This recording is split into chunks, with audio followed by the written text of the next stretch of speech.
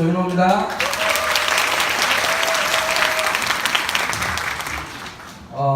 저 모르시는 분들 많으시죠? 저는 베트남 하노이에서 살고 있고 2년 전 2016년 6월 23일 날 이제 가입을 하고 그해 가을에 이 사업을 나의 비즈니스로 한번 제대로 해봐야 되겠다 결심을 했었던 사람입니다. 그래서 시크릿을 결단한 지는 아직 가을이 안 왔으니까 만 2년이 아직 안 된 사람입니다. 그렇기 때문에 굉장히 따뜻하고 여러분과 가장 가까운 거리에 블루다이몬드가 아닐까 생각을 해요. 그래서 좀 오늘 처음 오신 분들은요, 이 사업을 한번 잘 마음을 열고 한번 잘 알아봐야 되겠다 그렇게 생각하시면 되고, 어제 우리 플래티넘 사장님 한 분이 이제 전화가 왔더라고요. 스폰서님, 제가 사주 집중을 목표로 하고 정말 열심히 하려고 했는데 생각보다 잘 안 돼요. 힘들어요. 그런 이야기를 하시더라고요. 그래서 제가, 사장님, 근육은 며칠 운동 열심히 했다고 근육은 만들어지는 게 아닙니다. 우리가 지속적으로 이걸 반복을 하다 보면 근육이 만들어지고, 그 만들어진 근육으로 빈도와 강도를 높여서 자꾸 운동을 하다 보면 나의 기초 체력이 올라갑니다. 그렇게 말씀을 드렸어요. 제가 그 말을 하고 내 스스로 감동을 받아가지고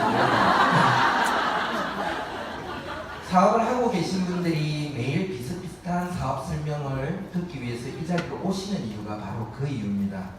시크릿 성공에도 근육이 필요합니다. 기초 체력이 필요하고요. 여러분이 이 자리에 오신 것들은 바로 그러한 근육을 키워내고 또한 그러한 체력을 키워내는 일이라고 생각을 하시면 되겠습니다. 시작해 보겠습니다. 저는 베트남 하노이에서 왔습니다. 제가 베트남을 간 거는 42살 되던 2012년도였어요. 그럼 제 나이는 몇 살? 지금 현재 48살. 여기에서 굉장히 여러 가지 한국에서는 하지 않았던 자영업들을 많이 했습니다. 식당, 그 다음에 뭐 부동산, 집사람은 이런 미용 일을 했고요. 지금도 네이버에 검색하면 문희 헤어라고 검색하면 나와요. 하노이 문희 헤어. 그래서 파트너 사장님들이 혹시나 베트남 하노이에 계신 분들은 그냥 중화의 문희 헤어 찾아가면 된다. 그러면 베트남 말이든 한국말이든 사업 설명해 주실 분들이 계실 거예요. 제가 이 사업을 전달받았을 때 이제 부동산을 하면서 창업 컨설팅 업무를 했던 때고요. 저희들 가족입니다. 베트남 넘어갈 때 우리 둘째 아이가 이제 초등학교도 들어가기 전인 7살이었어요. 근데 그 아이가 이제 중학교 1학년으로 성장을 했고 지금 굉장히 페이스톡을 통해서 저에게 힘을 많이 주는 아이로서 성장을 했습니다. 자, 오늘 제가 시크릿에 대해서 말씀을 드릴 건데, 시크릿을 성공을 하고 우리가 좀 경제적 자유를 얻겠다라는 거 이전에 우리가 이 사업을 잘 하기 위해서는 우리의 인생이라는 부분들에 대해서 반드시 생각을 해봐야 된다고 생각을 합니다. 여러분들도 다 인생을 2번 사시는 분들은 안 계시잖아요. 한 번밖에 살지 않는 인생이고 그 인생의 주인은 바로 여러분들이기 때문입니다. 다들 행복하게 살고 싶죠. 자, 그런데 제 주변, 저를 포함해서 시크릿을 하기 전에 저를 포함해서 많은 사람들이요, 미래의 내 삶에 대해서, 미래의 내 모습에 대해서 굉장히 애매모호하게 생각하시는 분들이 많습니다. 막연하게 꿈을 꾸고 막연하게 바라고 막연하게 환상을 가지기만 하는 분들이 많다는 거죠. 어떤 확고한 내 미래, 50대의 나의 모습, 60대의 나의 모습, 70대, 지금 100세 시대라고 하니까 80대, 90대, 100살까지의 나의 모습을 정확하게 그리고 계신 거예요. 만약 그러하다면, 그런 모습을 그릴 수 있다고 한다면 지금 살고 있는 오늘이 굉장히 소중할 것이고, 내가 어떠한 도구를 가지고 어떠한 나의 미래를 만들어 가야 하는지가 방향이 분명히 나올 거라고 생각을 합니다. 자, 행복에 대한 공식을 잠깐만 볼게요. 이 초등학교 수준의 공식이기 때문에 다 아시죠? 분모분의 분자. 자, 여기에서 행복은 욕망분의 능력이라고 합니다. 내가 원하는 것분에 가진 거라고 하는데, 행복이 커지려고 하면 뭐가 커져야 돼요? 가진 것, 능력이 커져야 되죠. 반면에 또 욕망과 원하는 것이 작아지면 행복은 커집니다. 맞습니까? 그런데 텔레비전이나 또 많은 책을 통해서 훌륭하신 분들이 우리에게 던지는 메시지가 뭘 던져요? 많이 가진다고 행복한 것이 아니니까 마음을 비워라, 욕심을 비워라, 그런 것들을 이야기를 합니다. 항상 우리한테는 가진 것도 없는 우리한테 계속 덜 가지라고 이야기를 해요. 그런데 정작 돈을 이미 많이 가지고 있는 사람들은 항상 무엇을 목표로 달리고 있어요? 더 많이 가지기 위해서 달리고 있다는 겁니다. 왜 우리는 더 가지면 안 되고 우리가 이 조금밖에 가지지 못한 이것조차도 비워내야 하는지를 한번 생각해 봐야 된다는 거죠.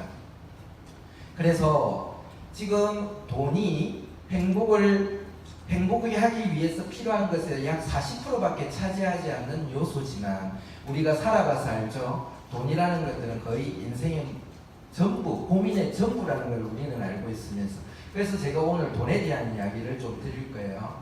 로버트 기요사키입니다. 부자 아빠, 가난한 아빠라는 책을 지은 저자이고요. 조금 전에 말씀드렸듯이 이분은 가난한 아빠를 보고 부자 아빠를 봤던 사람입니다. 그 가난한 아빠는 어떤 사람이에요? 공부도 열심히 하고 좋은 대학 들어가서 좋은 직장 들어가서 정말로 우리가 말하는 바람직한 그런 사람이었잖아요. 그런데 그 직장을 퇴직을 하고 결국에 사업을 했을 때 실패를 하고 나니까 자기 아빠는 그냥 그저 그런 가난한 아빠이고, 많이 배우거나 좋은 대학을 나오지 않은 친구 아빠는 부자더라는 이야기죠. 그 속에서 고민 많이 해봤겠죠.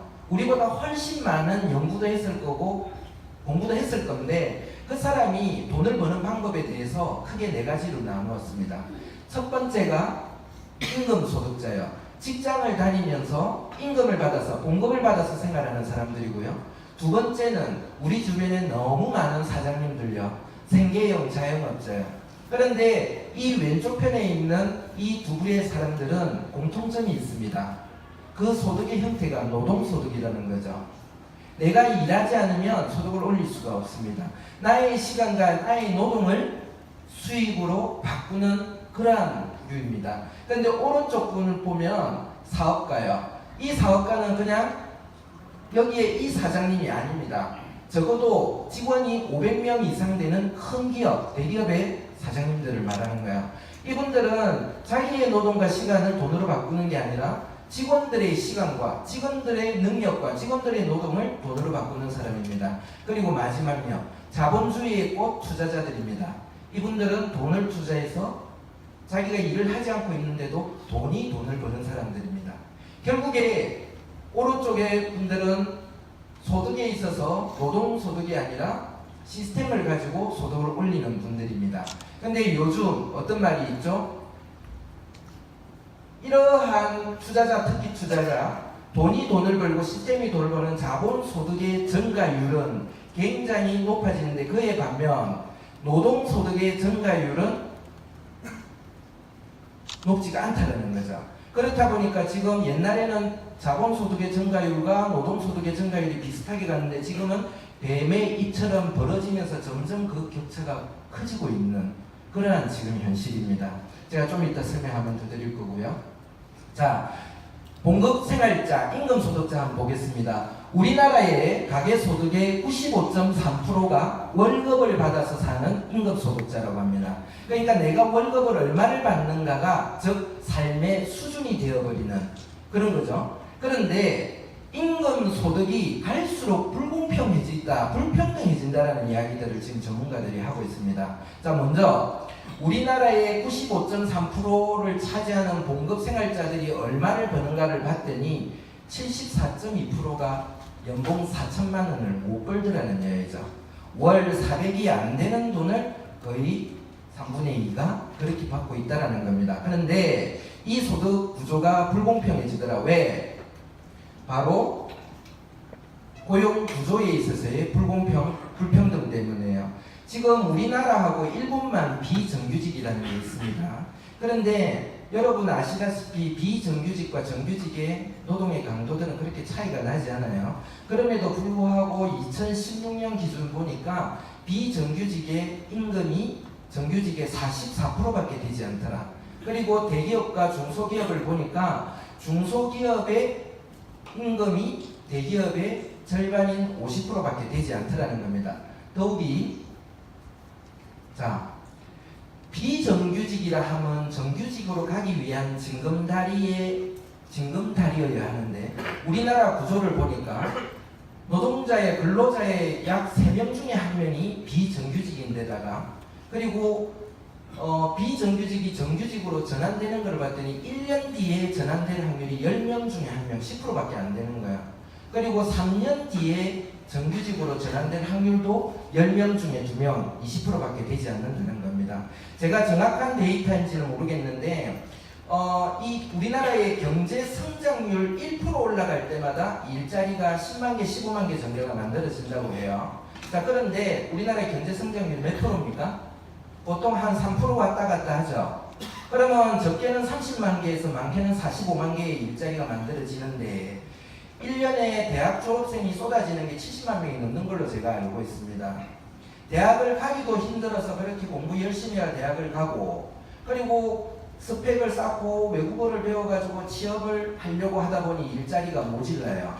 그래서 그 경쟁의 틈바구니를 뚫고 취업을 했더니 3명 중에 1명은 비정규직이더라는 거죠. 그리고 한 번 비정규직은 영원한 비정규직이 될 확률이 높더라는 겁니다. 이게 지금 우리의 현실이요. 우리 아이들의 현실이고 우리 후배들의 현실입니다. 제4차 산업혁명이라는 이야기 많이 들으시죠? 이게 내하고 무슨 상관이 있냐? 제일 중요한 거는요. 이런 4차 산업혁명이 왔을 때 이 혁명이 결국에 누구를 위롭게 할 것인가를 우리는 한번 냉정히 봐야 됩니다. 가진 사람을 더 이롭게 하는 혁명인지 가지지 못한 평범한 우리들이 혜택을 보는 혁명인지를 우리들은 한 번씩 봐야 돼요. 제가 생각할 때는 4차 산업혁명 자체가 우리 없는 사람들, 평범한 사람들을 위한 혁명이지는 않을 것 같습니다. 거기다가 사람하고만 경쟁하기도 너무나 진짜 힘들어 죽겠는데 이제 과학기술의 발달로 기계하고도 일자리 경쟁을 하는 시대가 온다고 합니다. 자, 이런 상황이다 보니까 많은 분들이 죽이 되든 밥이 되든 내 일을 하자 해서 자영업을 선택을 합니다. 근데 이 자영업을 들여다보니까 생각보다 녹록지 않아요. 1억에서 3억 정도의 돈을 투자해서 창업하시는 생계형 자영업자들을 보니까 돈도 투자에 아침부터 저녁까지 힘들게 일하는데도 불구하고 월 400 이상 돈을 버시는 분들이 5.6%밖에 되지 않더라. 그리고 경쟁도 굉장히 치열하죠. 시뻘겋죠. 치킨집 옆에 치킨집, 커피숍 옆에 커피숍이 있습니다. 그럼에도 불구하고 지금 창업을 해요. 여러분, 대한민국 사람들은 바보입니까? 불나방들이에요. 왜 그러면 이렇게 성공 확률이 낮은 자영업에 이렇게 뛰어들까요? 왜일까요? 그렇죠. 할 게 없었어요. 그럼 왜 할 게 없냐? 우리가 배운 바가 없기 때문입니다. 분명히 삶을 살아가기 위해서는 돈을 벌어야 되는데 돈을 버는 방법에 대해서 우리가 바람직하게 번다라는 것들은 배워왔던 게 아이들 공부 열심히 해서 좋은 대학 가서 좋은 직장 가서 그렇게 하는 거나 아니면 이거밖에 배운 바가 없다라는 거예요. 부자들은 절대 그렇게 아이들을 공부 안 가르치고 자기들은 자기들 나름대로 돈 버는 방법들을 자식들에게 가르치는데 가난한 우리들은 맨날 그렇게 가르쳤고 돈을 버는 방법에 대해서는 약간 터부시하는 그런 경향들이 있었다는 거죠. 자, 토마스 피케티 프랑스 경제학자입니다. 저하고 동갑이에요. 근데 이 사람이요 이런 고민을 한 거예요. 왜 이 세상이 점점 살기가 좋아지는데 민주주의도 발전하고 자본주의는 발달하는데 왜 이렇게 빈부격차는 점점 심해지고 뭔가 우리가 꿈꿨던 그런 세상이 안 되는 것 같아. 그래서 수많은 여태까지 데이터를 가지고 분석을 하고 결론을 냈습니다. 결론 뭐라고요? 자본주의라는 것은 자본주의가 발달할수록 소수 계층, 소수 부유 계층에 자본이 집중되고 분배 구조의 불평등이 악화될 수밖에 없다고 결론을 내렸습니다. 이게 우리가 살고 있는 지금 현실이라고요. 거기다가 이 문제가 우리 아이들한테도 영향을 미칩니다. 옛날에는 부잣집이나 가난한 집 아이들이 다 열심히 공부하고 의지를 갖고 하다 보면 출세하고 성공해서 집안이 일어나는 경우들이 많이 있었습니다. 근데 요즘 그걸 찾아보기가 어렵다는 거죠. 자, 하버드 대학교만 보니까 하버드 대학교의 재학생들의 부모님들의 소득 수준을 보니까 미국 부자 상위 2% 수준이더라고요. 부잣집 아이들이 하버드 대학교를 가더라는 이야기입니다. 우리나라에도 조사가 해보니까 부모의 월 평균 소득과 명문대 진학률이 굉장히 밀접한 관계를 가지고 있고 가계 소득과 수능 성적이 이렇게 비례하더라는 겁니다. 한국 사람들은 특히나 아이들 밑으로 돈 많이 씁니다. 저희들은 베트남에 사는데 진짜 한국 보면 갑갑해요, 솔직히.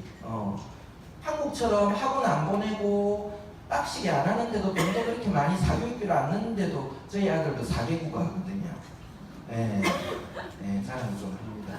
자, 자녀 한 명을 키우는데 약 3억이 넘는 돈을 낸대요. 우리 파트너 사례는 아이가 4명인 분이 계세요. 그러면은 최소 12억이에요. 이거는 외국 유학 안 보낸다고 생각했을 때 외국 유학 보내게 되면 한 명당 최소 4억이 플러스가 됩니다. 자, 그리고 우리 이야기 좀 해봅시다. 여기에서 30대, 40대, 50대 또 저희들 선배들도 많이 오셨는데 자, 우리가 100세 시대에 접어들었다고 합니다. 저희들 67년생에서 77년생 사이를 보통 영포티라고 해요.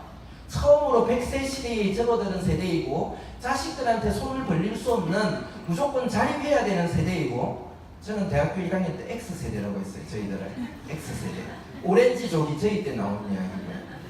그런데 우리들이 처음으로 아무도 가보지 않았던 100세 시대를 경험하게 되는 세대이다. 그런데 100세 시대까지, 그러니까 100살까지 사는 것이 좋은 거냐 아니면 우리한테 재앙이 될 수 있는 걸 한번 들여다봐야 된다는 거죠. 자, 여러분 한번 상상해 봅시다. 내가 60살까지는 돈을 벌 수 있다고 딱 치고 가정하고 60부터는 돈을 못 번다고 생각을 했을 때 최소 내가 꿈꾸는 삶을 살기 위해서는 월 얼마가 필요하신가 마음속으로 한번 생각을 해보십시오. 생각했죠? 제가 여쭤보면 보통 한 500원 있어야 안 되겠나 이런 분들이 많더라고요. 자, 500이면 1년이면 얼마요? 6천만 원요. 10년이면요?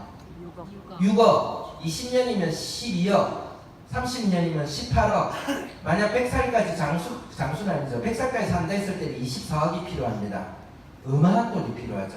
좋다. 나는 500까지는 안 바란다. 그냥 평범하게 소박하게 살 것이다. 반땡 칩시다. 그래도 12억이 있어야 됩니다. 이게 우리의 현실입니다. 그래서 냉정히 봐야 된다고요. 네트워크니 다단계니 뭐니 이런 게 중요한 게 아니라 바로 내 인생을 생각하고 내 앞으로의 인생에 필요한 데이 얼마라고 봤을 때 지금 대충 생각하고 애매모호하게 살아가서는 안 된다는 이야기를 드리는 겁니다. 도구를 반드시 찾아서 지금부터 준비를 해야 된다는 거죠. 자, 한 칸이 지나갔네요. 자, 그래서 다시요. 그 로버트 기요사키가 21세기형 비즈니스라는 책에서 이렇게 제안합니다. 이분이 정부 믿지 마라. 여러분이 다니고 있는 회사 믿지 마라. 정부나 회사가 여러분의 미래를 책임져 주지 않는다라고 이야기를 했던 분입니다. 그 분이 뭐라고 했냐면 그러한 보장받지 못한 상황에서 부를 스스로 창조해야 되는데 어디에서? 타인과 함께 성장할 수 있는 네트워크 마케팅에서 여러분의 대안을 찾아봐라라고 이야기를 하고 있는 거예요. 우리는 시스템을 구축해서 소득을 올릴 수 있는 능력도 없고 자본도 없습니다.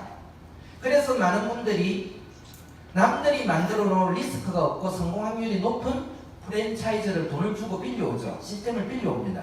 그런데 그것도 돈이 얼마 있어야 돼요? 최소 4억에서 목 좋은 자리에서 좀 더 안정적으로 하려면 10억 이상까지 들어가죠. 그 돈도 없는 분들이 많습니다. 그걸 로버트 기요사키도 알죠? 그렇기 때문에 돈의 투자가 아니라 만들어진 시스템에 내가 합류만 하면 시스템 사업을 할 수 있는 네트워크 마케팅을 해보라는 겁니다. 자, 우리가 하는 건 유통입니다. 한번 잘 들여다봅시다. 우리 어릴 때요, 50년대, 60년대 뿐만 아니라 70년대는 골목 상권이라는 게 있었습니다. 재래시장이라는 게 있었고요. 그때도 생산은 대기업들이 했지만 유통에 있어서 많은 서민들과 우리 엄마, 아빠, 삼촌, 외삼촌 그런 분들이 전부 그래도 먹고 살만했어요. 아이들 공부시키고 다 해냈다고요. 뭐냐면 유통에 직접 서민들이 참여하는 시대였습니다. 그런데 갑자기 마트가 생겼어요. 마트가 생기면서 재래상권이 무너지기 시작합니다. 골목 상권들이 전부 잠식당하기 시작하면서 유통을, 생산도 대기업, 유통도 대기업이 주도하는 시대가 접어듭니다. 그러면서 모든 돈들이 대기업에게 싹 쏠리는 현상들이 발생을 하죠.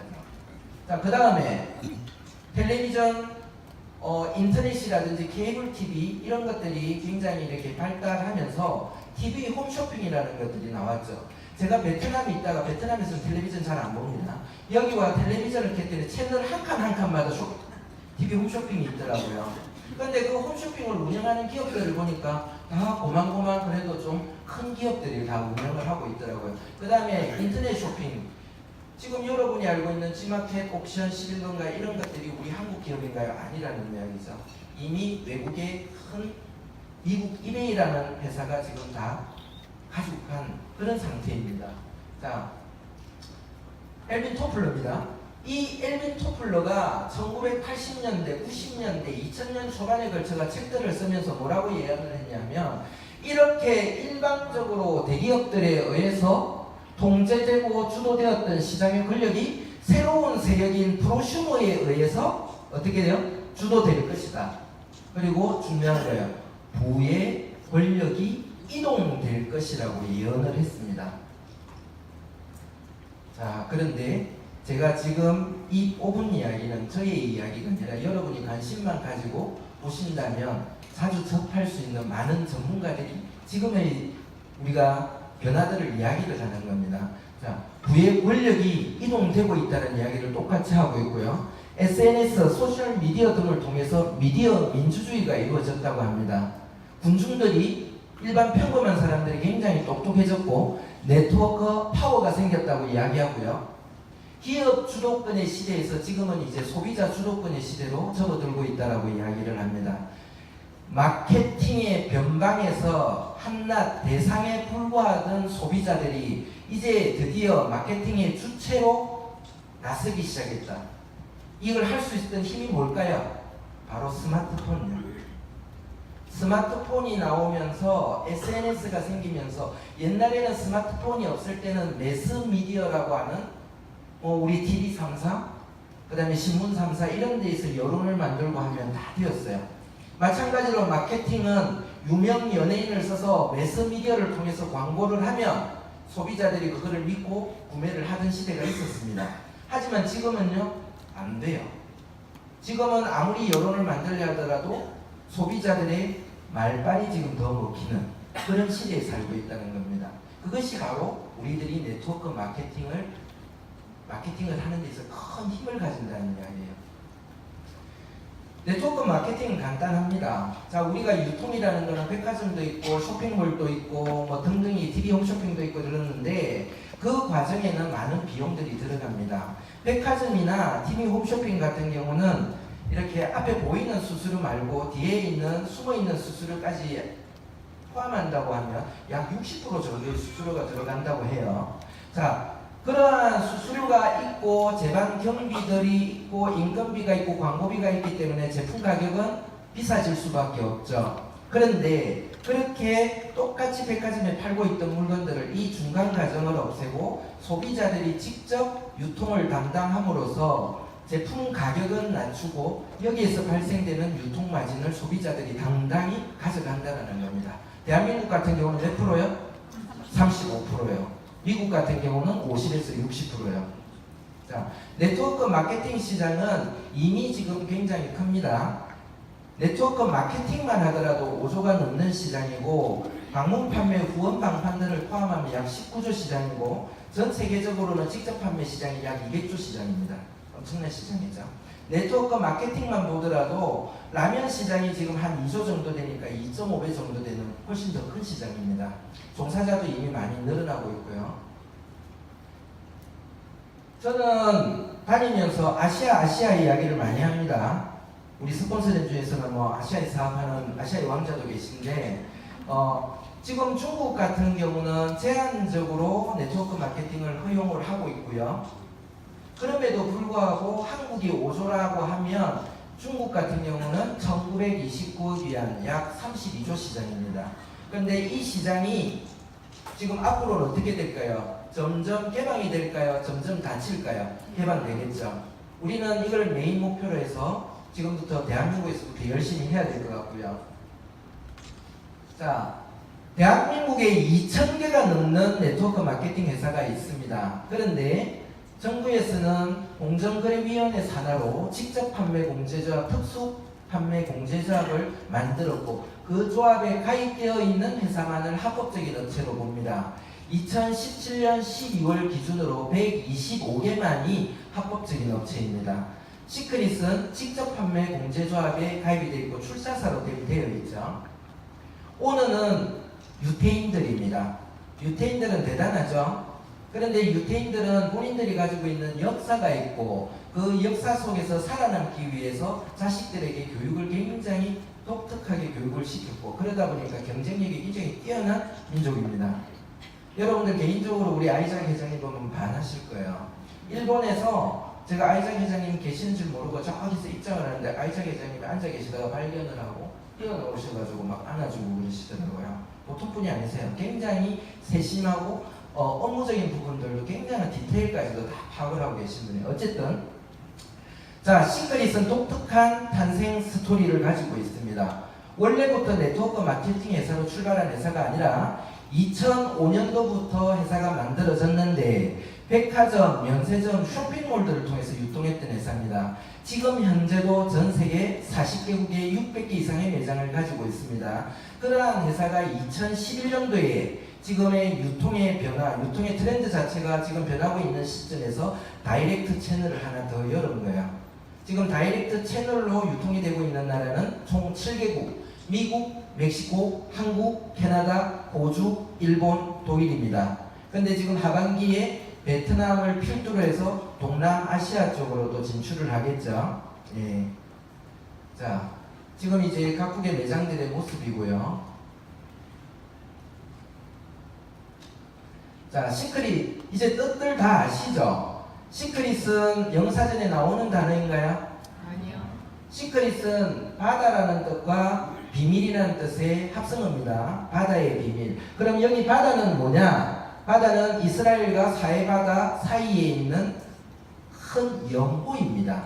실제로는 바다가 아니라 큰 호수입니다. 그래서 옛날에 지구온난화가 이루어져서 해수면이 높아졌을 때 집중적으로 바닷물이 유입이 되었고 빠져나갈 데가 없어요. 왜? 지구상에서 가장 낮은 곳이거든요. 해수면에서 마이너스 423m의 위치에 있는 가장 낮은 곳이다 보니까 오직 정발만 이루어져요. 지금도 요단강에서 담수들이 유입이 되고 그 해수면이 유지가 되고 있다고 합니다. 그런데 이 사해바다에 연간 10만 명의 환자들이 가서 치료를 한대요. 어떤 환자들이요? 관절염 환자, 류마티스 환자, 피부 건선 환자들이 가서 치료를 한답니다. 자, 4주간만 치료를 했는데도 건선이 48% 환자 48%가 완치가 되었고 41%는 호전이 되었다고 해요. 여러분들 아시다시피 관절염, 류마티스, 건선 같은 경우는 병원에서도 잘 낫지 않는 병들이죠. 그런데 여기 가서 바닷물에 목욕을 하고 바람 쐬고 햇빛 쬐는데 병들이 낫더래요. 왜일까요? 조사를 해보니 이 안에 들어가 있는 미네랄 때문에요. 모든 바다에는 미네랄이 다 들어가 있습니다. 그런데 사해바다의 미네랄을 보니까 다른 바다에 비해서 굉장히 함유량이 높더라. 브롬 같은 경우는 약 200배나 많이 들어있더라는 거죠. 그리고 몸에 해로운 영하 나트륨은 오히려 3.6배나 적게 들어가 있더라는 겁니다. 미네랄 우리 옛날에 제 또래에는 학교에서 미네랄 잘 안 배웠어요. 그죠? 탄수화물, 지방, 단백질, 비타민 이런 것만 많이 배우고 미네랄에 대해서는 잘 몰랐는데 지금 미네랄 부족이 성인병의 가장 큰 원인이라고 이야기를 합니다. 자, 거기에다가 시크릿은요, 파라벤이 들어가 있지 않습니다.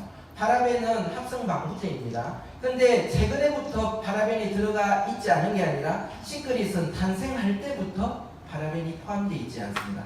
그러면 파라벤이 왜 해롭냐? 이거를 한번 보니까 노벨 의학상 수상자인 이분도 바람의 원인이 75%가 화장품, 욕실용품이라고 이야기를 하시고요. 직장 여성들을 보니까 외출 전에 파라벤에 노출되는 확률이 거의 20번, 귀가 후에도 파라벤에 노출되는 확률이 15번 정도가 된대요. 거기다가 우리는 이러한 지식들이 없었기 때문에 우리 아이들, 어머니들이 임신하고 나면 배 터지 말라고 여기다가 막 듬뿍 바르죠. 아이들 태어나면 목욕시키고 나서 베이비 로션, 베이비 오일 듬뿍 발라줬습니다. 그죠? 왜? 파라벤이 이렇게 해로운 줄 몰랐기 때문에. 자, 생생정보통에 나온 거를 보니까 그래서 청소년, 어린이 10명 중에 9명의 소변에서 파라벤이 검출이 되더라. 여자들한테는 피부를 통해서 들어간 파라벤이 유방암을 일으키고 또는 자궁암, 난소암을 일으키더라. 저는 집사람이 미용실을 운영을 하고 오랫동안 미용인들을 많이 지인을 알고 있습니다. 근데 신기한 게 미용 쪽에 계신 분들이 암 환자가 많아요. 유방암, 자궁암, 갑상선암 이런 암 환자들이 많습니다. 맨 처음에는 제가 파라벤에 대한 지식이 없을 때는 야, 이 미용실이 역시 힘들어서 그런가 보다라고 생각을 했는데 아니더라는 거죠. 미용하시는 분은 특히나 다른 분들보다 파라벤에 노출되는 확률이 크더라는 이야기입니다. 시크릿은 작년 업계 6위를 한 회사입니다. 그런데요, 놀랍게도 단일 품목, 스킨케어 단일 품목 60여 종이 좀 더 넘는 제품을 가지고 업계 6위를 달성한 회사입니다. 여러분이 잘 알고 있는 1위 A사, 2위 AT사 등등등의 면모를 보면요, A사 같은 경우는 매출의 80%가 건강식품에서 나옵니다. 15%가 스킨케어에서 나오고 5%가 생필품에서 나와요. 2위 AT사, 해모 땡, 그죠? 3위 뉴스키는 이제 바르는 거 먹는 거 같이 돼 있고 4위 유니 땡땡 역시 마찬가지로 건강식품입니다. 5위 헛땡라 땡땡 거기도 다이어트하고 먹는 거죠. 그런데 6위를 한 시크릿은 들여다보니까 먹는 게 하나도 없더라는 거죠. 백화점 쇼핑몰에서 팔리고 있던 판매되고 있던 스킨케어 단일 품목 가지고 업계 6위까지 굉장히 짧은 시간 내 도달한 회사입니다. 그런 회사가 지금 드디어 생필품이 출시가 되었고요. 아이언 플라워라는 것은 시크릿의 생필품 서버 브랜드입니다. 지금 많은 네트워크 업체들이요, 좋은 기업에서 물건을 공급받기를 원합니다. 기술을 가지고 있는 큰 기업에서 제품을 공급받기를 원하는데, 생산하기를 원하는데, 그런 데서 아무나 뭐 생산해 주지는 않겠죠. 그런데 시크릿은요, 워낙 성장률이 빠르고 지금 뭐 핫하죠. 지금 식음료에 있어서는 누가 파트너가 돼 있어요? 대상그룹요. 옛날 미원으로 돼 있는 초록말, 청정원 이런 브랜드를 가지고 있는 대상그룹에서 식음료를 생산하고 있고, 세제류는 트리오로 유명한 애경에서 생산을 하고 있고, 생리대는 예지민으로 알려져 있는 웰크론에서 생산을 하고 있습니다. 그리고 뭐 앞으로도 나올 제품들이 굉장히 우리한테 잘 알려져 있는 유명한 회사의 제품들이 아마 곧 시크릿의 아이언 플라워의 브랜드를 달고 찾아올 거라고 생각을 해요. 자, 거기에다가 이제 드디어 제가 아까 한국의 1위부터 5위까지의 업체들이 건강식품의 비중이 굉장히 크다라고 이야기를 했는데, 전 세계적으로 보더라도 60% 이상이 건강식품에서 나옵니다. 근데 우리는 건강식품이 이전에 없었어요. 근데 지금 이제 건강식품이 드디어 출시를 앞두고 있습니다. 데이앤나이트가 지금 출시를 앞두고 있고, 그 다음에 지금 많이 드시고 있죠. 분자 수소를 이용한 7.2 제품이 지금 이제 출시를 앞두고 있습니다. 자, 이제 보상 플랜 제가 간단히 설명드릴게요. 저는 네트워크 마케팅이 시크릿이 처음입니다. 그래서 다른 쪽 뭐 마케팅 그 시스템이 뭐 좋다 나쁘다의 분간을 할 능력이 없어요. 그죠? 그런데 간단하게 이야기해서 A사의 마케팅 플랜이나 N사의 마케팅 플랜 같은 경우는 역사가 오래되었단 말입니다. 그러면 단순하게 생각을 해봐도 그때는 스마트폰이 없던 시대예요. 스마트폰이 없었기 때문에 아름아름 옆집, 옆 동네가 거의 사업 활동 반경이었을 거고, 그러다 보니까 글로벌 비즈니스라는 것들은 생각이 아예 필요가 없었을 때이고, 그러다 보니까 거기에 맞는 플랜이라는 이야기죠. 일종의 약간 판매 방식, 방판의 성격들을 가진 그런 플랜이라고 생각을 합니다. 하지만 지금 시크릿의 플랜은 스마트폰이 있고 전 세계가 인터넷과 모바일 네트워크로 연결되고 이런 시대에 만들어진 시스템이니 훨씬 더 업그레이드된 시스템일 것이다라는 짐작은 들죠. 한번 들여다보겠습니다. 자, 브레이크 어웨이는 일단 넘어가겠어요. 그런데 글로벌 비즈니스는 아니라는 것은 분명합니다. 자, 네트워크 마케팅은 생산은 기업이 하고 유통은 누가 해요? 소비자의 누리가 하죠. 그죠? 그러면 역사가 오래된 회사들은 다 좋은 회사예요. 다 좋은 회사인데 제품도 좋고, 그 회사는 뭐 A사만 보더라도 전 세계 80개가 넘는 나라에 들어가 있는 글로벌 기업이면 분명합니다. 하지만 막상 유통을 담당하고 있는 우리 소비자 사업자들이 글로벌 비즈니스를 하고 있지는 않다는 거예요. 그런데 시크릿은 어떻게 해요? 저만 하더라도 베트남에서 사부지기 하려고 했는데 벌써 6개국에 제 파트너가 있는 거예요. 독일만 빼고요. 이게 우리의 차이라는 겁니다. 그래서 거기에다가 시크릿이 취하고 있는 바이너리 방식은 두 줄로 내려가고, 그 다음에 밑으로 내려갔을 때에 대수의 제한이 없이 매출이 공유가 됩니다. 무한 대수로 인원에도 제한이 없이 공유가 됩니다. 거기에다가 오픈이 된 타국가의 매출 또한 글로벌 원코드 시스템으로 100% 공유가 된다는 거죠. 자, 커미션의 종류를 한번 살펴보겠습니다. 크게 4가지가 있습니다. 팀 커미션이 있고요. 리더십 체크 매치, 직급 성취, 직급 유지 보너스가 있습니다. FSB 보너스라는 것은 내가 가입 주차를 제외한 4주 안에 빨리 브론즈가 되었을 때 지급되는 추가적인 보너스라고 보시면 됩니다. 자, 우리는 나로부터 출발을 해서 두 줄이라고 그랬죠. 두 사람을 찾고 그 사람도 두 사람을 찾으면서 이렇게 뻗어져 나갑니다. 그러다 보면 왼쪽 그룹과 오른쪽 그룹이 이제 형성이 되고요.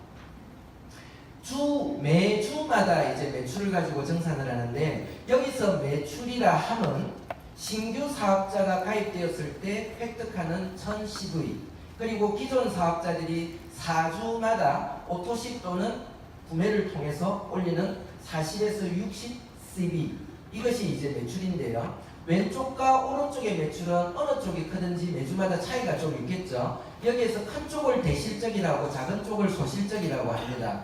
예를 들어서 대실적이 이번 주에 32,000CV고 소실적이 12,000CV라고 가정했을 때, 우리는 대실적과 소실적 CV를 500CV 단위로 2대1로 매칭합니다. 예제를 한번 보겠습니다. 자, 이렇게 되었을 때 500단위이기 때문에 12,400일 때 12,500이 안 되므로 제일 큰 500단위는 12,000이 되겠죠. 그래서 소실적은 12,000이고 2대1이기 때문에 대실적은 24,000요. 그렇게 2대1로 매칭이 된 다음에 소실적 점수인 12,000에 대해서 15%인 1,800불을 팀 커미션으로 지급을 하고, 그 나머지 점수 8,012에 412는 어떻게 해요? 다음 주 2월 되더라.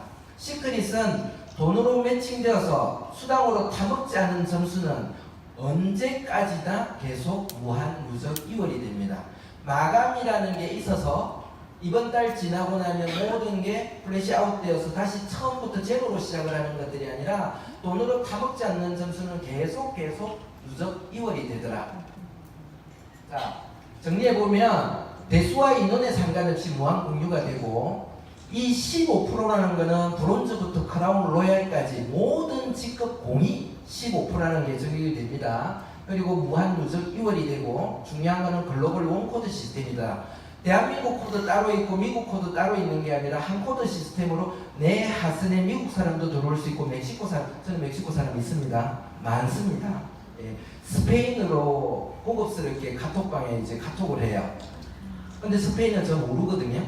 근데 네이버 파파고라는 어플을 통해 가지고 스페인어에서 저희 멕시코 방에서 스페인어로 소통을 하고요. 일본 방에서 일본어로 소통을 합니다.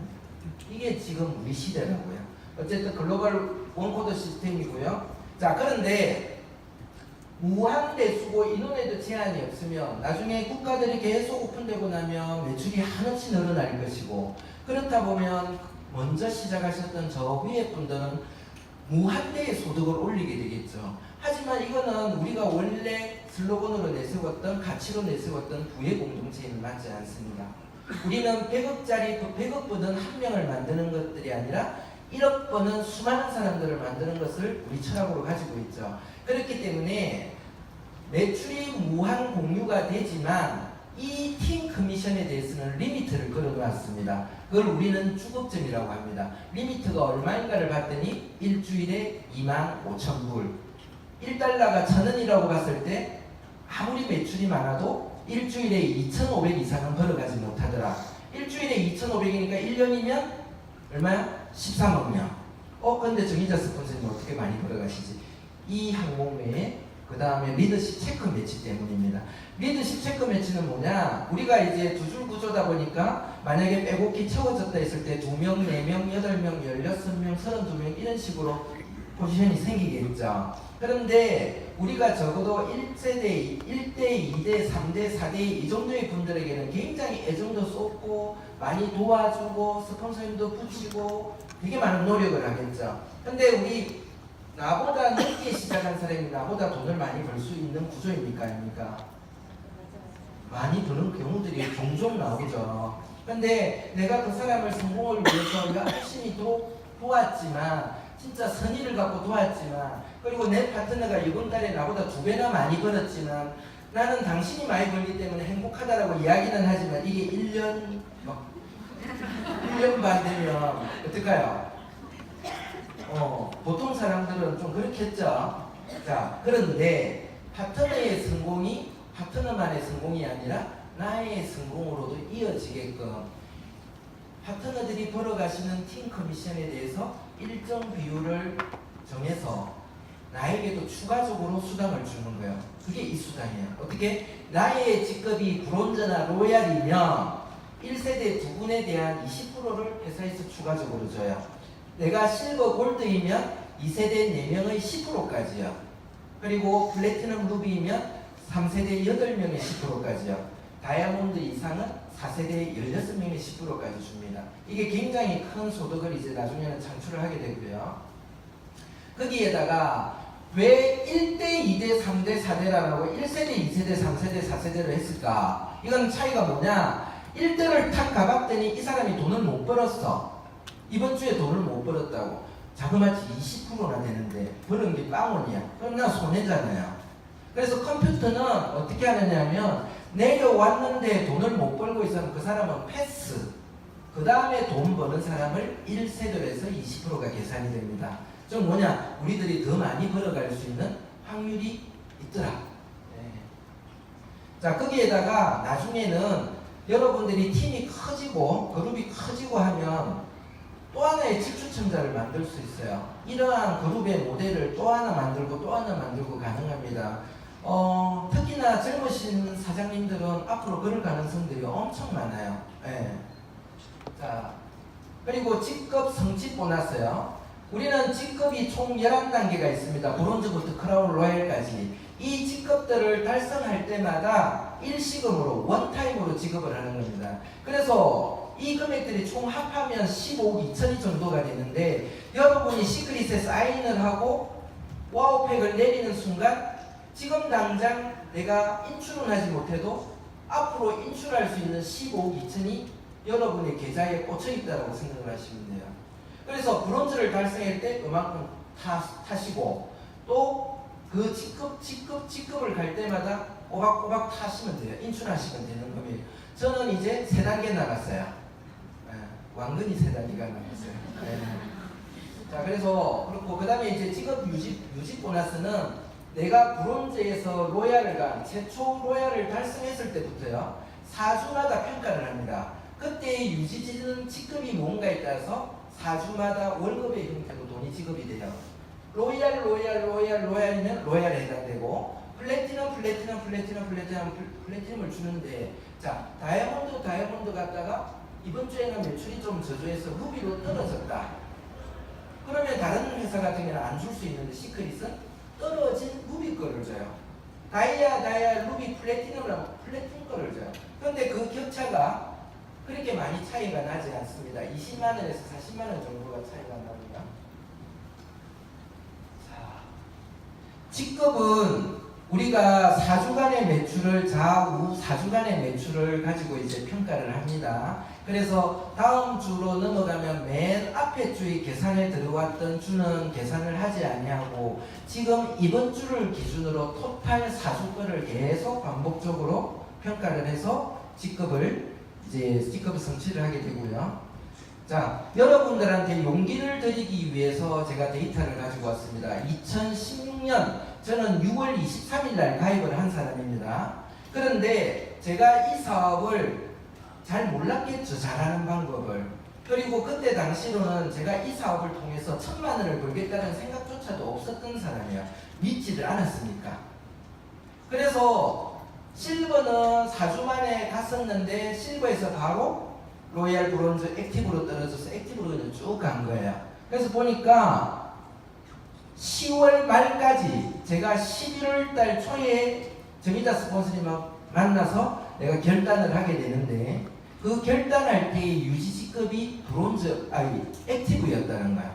액티브에 있고 인원이 몇 명요? 79명하고 18명요. 근데 바로 브론즈를 복귀를 하고 로얄을 복귀를 하는데 제가 플래티넘이 바로 되죠. 그러면 브론즈에서 플래티넘 되는데 한 주, 두 주, 3주, 4주밖에 안 걸렸어요. 브론즈에서 플래티넘 되는데요. 그리고 그 다음 주에 제가 루비가 됩니다. 루비 됐다가 반품에 의해서 다시 떨어지긴 했지만 어쨌든 루비가 됩니다. 뭘 이야기를 드리려고 한다면 4단계 승급하는데 4주밖에 안 걸렸다고요. 그런데 인원이 엄하게 많았냐면 인원이 그렇게 많지도 않았습니다. 여러분들이 직급을 가는 데 있어서 되겠냐 안 되겠냐 여러분이 먼저 잣대를 갖다 대지 마십시오. 안 될 것이라 생각을 하지 마시고 저는 해봤다니까요. 그것도 네트워크 마케팅 한 번도 안 했던 남자가 그것도 베트남에서 해봤단 말입니다. 그러니까 여러분들이 충분히 가능한 거라는 것을 말씀을 드리고요. 이렇게 11월 초에다가 마음먹었던 제가 그 다음에 6월 11일 날 동남아시아 교민 최초로 다이아몬드가 됩니다. 그리고 8월 달에 1억 링어너가 됩니다. 1억 링어너라는 거는 내가 지금 살고 있는 오늘로부터 거꾸로 52주를 계산해서 1억을 벌었다는 걸 컴퓨터가 발표를 하는 거야. 그래서 8월 달이에요. 결단하고 만 1년이 안 되었을 때 저는 1억 링어너가 되었고 올해 이제 3월 달에 블루 다이아몬드가 되었습니다. 현재는 지금 한 2,100명 정도 돼요. 자, 그리고 저만 그렇게 된 게 아니라 우리 시크릿의 구조상 혼자서 똑불 장군으로 성공할 수 있습니까? 안 되죠? 오른쪽 그룹, 왼쪽 그룹에 나와 비슷한 성공자를 만들어내야만 나도 성공할 수 있는 구조다 보니까 저를 포함해서 총 2조의 블루 다이아몬드와 7조의 다이아몬드가 지금 나왔습니다. 베트남에서 시작을 해가지고요. 자, 시크릿 한번 보겠습니다. 시크릿은 앞으로 잘 하겠다는 회사가 아닙니다. 분명한 거예요. 2012년도 8월 달에 들어와서 2012년, 2013년은 크게 뭐 주목할 만한 그런 게 없고요. 2014년도 1월 1일 날 대전에서 여자분 3분이서 사업 설명을 듣습니다. 한 분의 비범한 분과 2분의 평범한 분들이요. 자, 그런 분들이 이제 그분들이 가입을 하면서 뭐가 됐냐면 그때 당시로 대전그룹이 시작이 됩니다. 대전그룹요. 2014년 1월 1일 날. 2분은 1월 12일 날 가입하시고 한 분은 3개월 뒤에 개인적인 사정에 의하여 3개월 뒤에 가입을 했는데 그 해에 많은 일이 있었음에도 불구하고 734억이라는 굉장한 매출을 올리고요. 그 다음에 2015 5년도에는 1000억을 넘깁니다. 그리고 2016년도는 1162억을 했고요. 자, 작년입니다. 공정거래위 발표 내용인데 1540억을 하면서 업계 6위의 자리를 한 회사입니다. 여러분들이 시크릿을 이야기를 하고 다니면 다른 분들은 고만고만한 네트워크 마케팅 다단계라고 이야기할지 모르겠지만 시크릿은 틀립니다. 가오 있는 회사라는 이야기죠. 여기다가 2018년 올해 3천억을 목표를 하고 있습니다. 자, 이거 많이 보셨을 건데 잘 보십시오. 저희들이 베트남에서 이렇게 베트남 교민들이 원래 살던 고향 그리고 지인들이 살고 있는 곳에다가 시크릿을 알리면서 이렇게 최초의 씨앗들이 날아갔습니다. 베트남에서. 그런데 거기에서 한국에서 이렇게 동력이 만들어져서 됐는데 자, 서울역. 자, 이거 한번 보세요. 저는 공대 출신이에요. 그래서 꿈을 그릴 때도 공대생답게 꿈을 꿉니다. 어느 도시를 갈 때는 여기가 인구가 얼만큼 되냐 이런 것들을 봐요. 이게 지금 제가 꿈꾸는 거예요. 저는 베트남 하노이에서 시작을 했지만 제가 원래 살았던 부산일에 대해서 꿈을 꿨습니다. 아니 제2의 도시인데 왜 다이아몬드가 한 명밖에 없을까? 내가 먹어야 되겠다. 그렇게 생각을 했고 한국을 왔습니다. 그렇게 부산으로 와봤더니 부산센터 메인센터에는 절반도 안 되게 사람들이 강의를 들으러 오고 아직까지 굉장히 불모지더라고요. 근데 뭐 어떤 소문까지요? 부산은 안 돼. 부산은 2014년 이전에 시크릿이 한번 훑고 지나갔어. 다 알아. 그리고 손해본 사람도 많아. 절대 안 돼. 다들 그렇게 이야기했어요. 2년 동안은 노력해봤는데 안 되더라고. 그런 이야기들을 했어요. 근데 지금요? 1년 반 지난 지금 부산센터를 가면 난리입니다. 난리. 열정이 넘치고요. 다이아몬드가 저 부산 영도에서도 나오고요. 지금 굉장히 많은 성공자들이 나왔고 원데이 세미나에도 인원들이 지난달 같은 경우는 450명이 나왔습니다. 그런 것으로 변했죠. 저는 그 경험을 가지고 있습니다. 그 경험을 가지고 있기 때문에 저희 파트너들한테도 꿈꾸라고 합니다. 부산을 그렇게 했으면 이제 울산 116만에 울산 들어가자. 창원 100만이 넘는 창원을 들어가자라고 이야기를 하고 있습니다.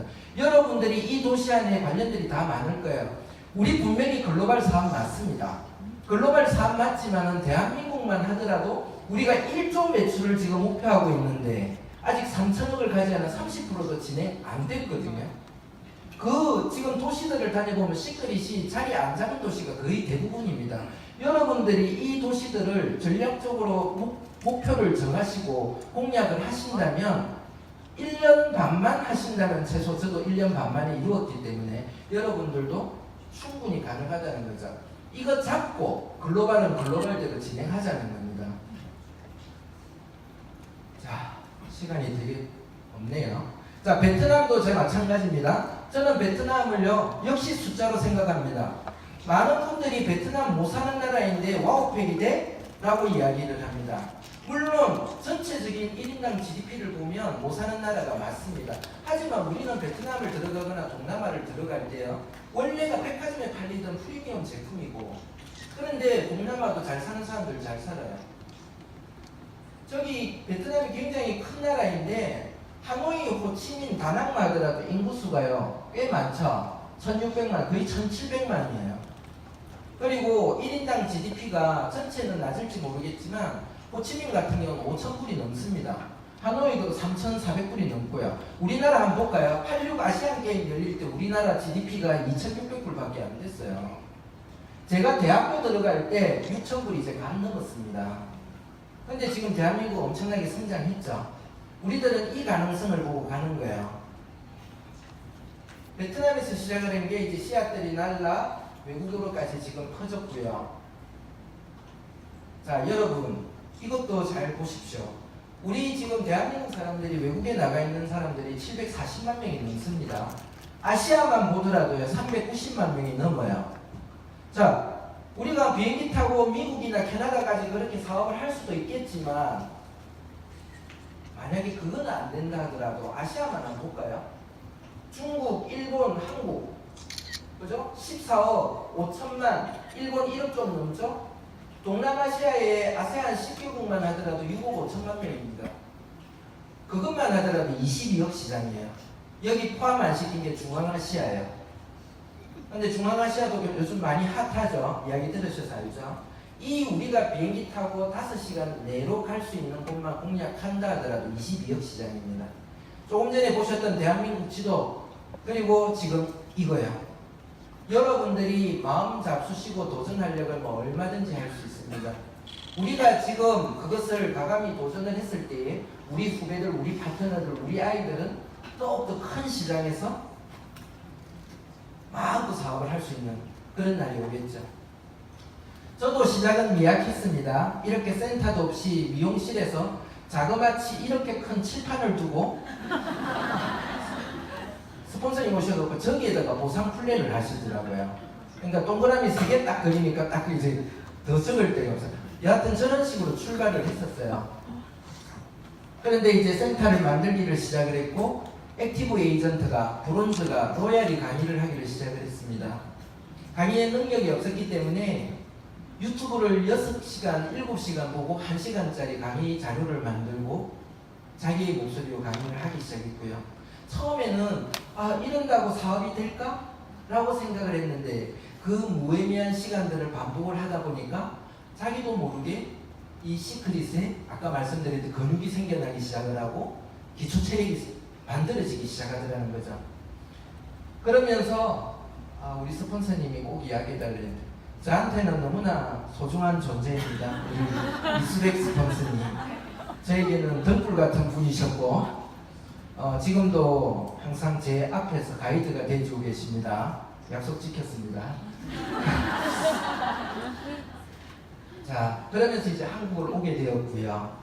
한국에서도 여러 지역을 다니면서 제가 사업 설명도 하고 우리 팀들을 만들어가기 시작을 했습니다.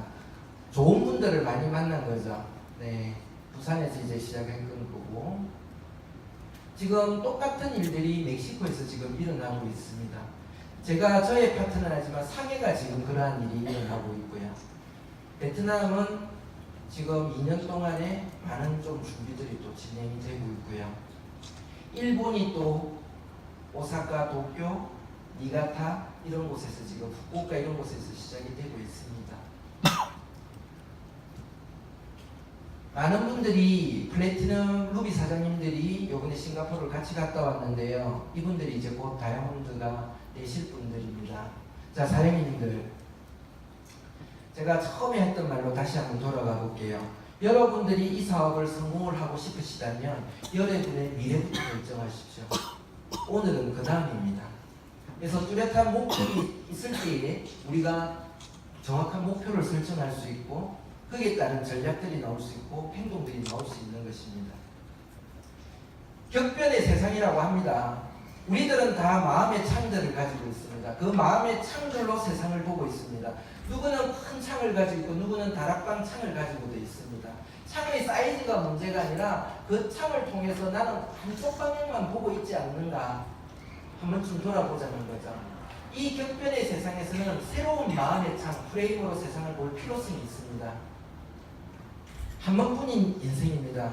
여러분의 꿈을 포기하지 마시고 여러분의 꿈을 향해서 달려가는 것을 멈추지 마시기 바랍니다. 감사합니다.